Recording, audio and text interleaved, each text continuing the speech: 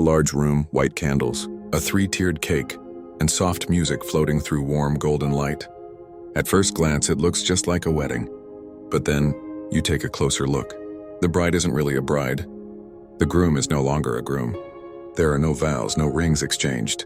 Instead, two people, once married, stand facing each other. They raise their glasses and smile. Not out of romance, but because finally they've let each other go. This isn't a wedding, this is a divorce party. And believe it or not, it's real.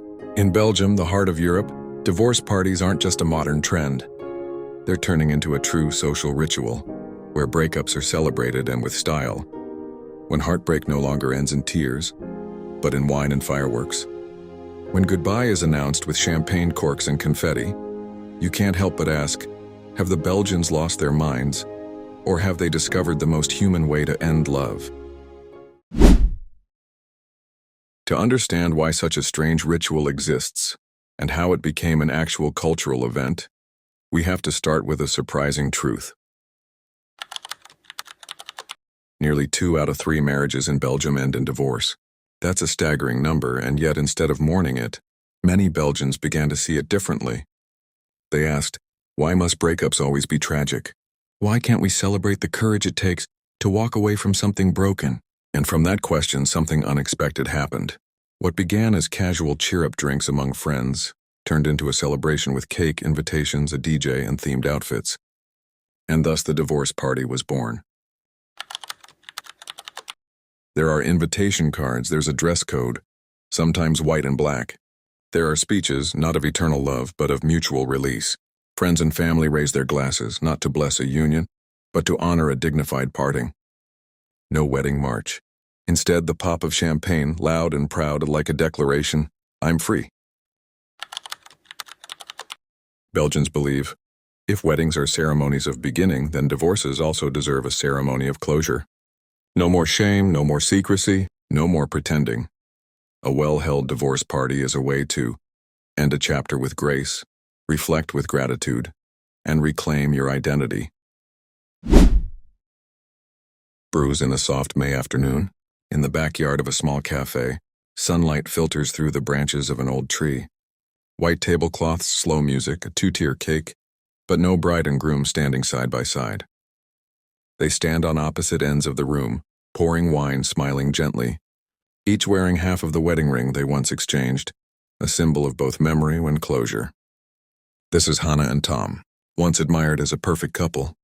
They met in university, fell in love over late nights and long walks, married by a lakeside under a chestnut tree.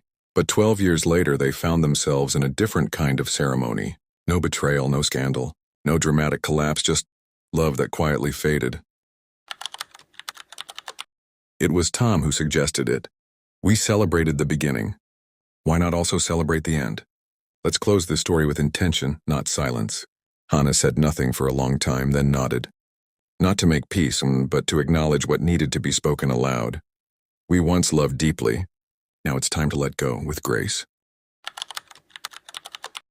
Their guests were the same people who once witnessed their vows.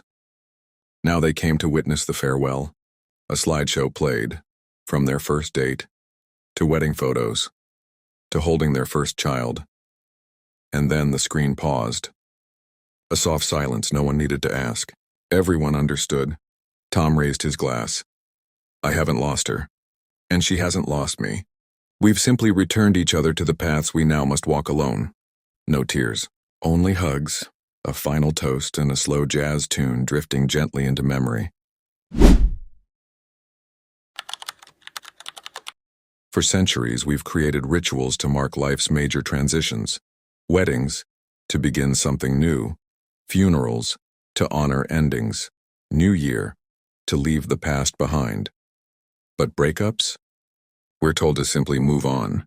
The divorce party gives us a clear, deliberate pause, a moment where emotions are named, endings are acknowledged, and healing can begin. It's the psychological equivalent of closing a door gently, not slamming it shut. Divorce often leaves people disoriented, ashamed, and overwhelmed. But when someone organizes their own divorce party, they take back agency over their narrative. They are no longer the one who was left, or the one who failed at marriage. They become the one who chose clarity, closure, and courage. In Belgium, some therapists even recommend a ritual of ending, a small ceremony to help clients truly let go of what was. It's time to challenge the idea that only lifelong marriages are successful, because sometimes the bravest kind of love is knowing when to walk away, and a respectful farewell, a celebration of honesty, can be just as meaningful as the wedding that started it all. Not every ending needs grief, some just need understanding. Divorce parties aren't universally accepted. Some see them as a sign of a society abandoning its moral compass. Belgian newspapers have printed headlines like, "Turning divorce into a celebration, end of the sacred vow," "Cheering for failure, a dangerous trend among millennials." Meanwhile, younger generations defend the trend as a modern and healthy evolution. If separation is inevitable, why not separate with dignity, not shame? In many European countries, divorce is increasingly seen as a normal phase in a personal journey, no longer taboo. Germany, the Netherlands, and France have reported divorce parties, but only in Belgium has it evolved into a semi-formal ritual. This may reflect something deeper in Belgian culture, a deep respect for personal space, a blunt yet respectful communication style, and an unspoken belief: a relationship can end without ending kindness. A breakup doesn't have to be tragic.